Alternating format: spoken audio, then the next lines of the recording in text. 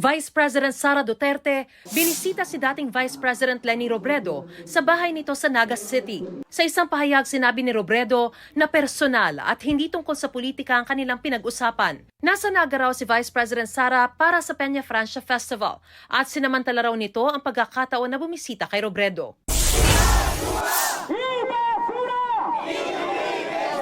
Nationwide transport strike sa Lunes at Martes, inanunsyo ng grupong Manibela at Piston.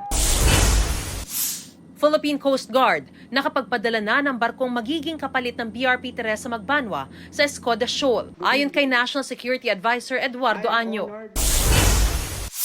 Dating Iloilo City Mayor Jed Mabilog, handa raw tumistigo sa investigasyon ng International Criminal Court kaugnay sa Duterte drug war. Nataon sa kanyang birthday ang pagbabalik Iloilo City ni Mabilog matapos ang 7 taon.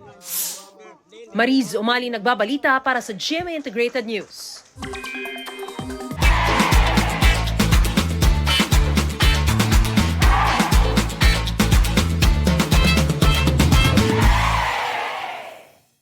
Huwag magpahuli sa mga balitang dapat ninyong malaman. Mag-subscribe sa GMA Integrated News sa YouTube.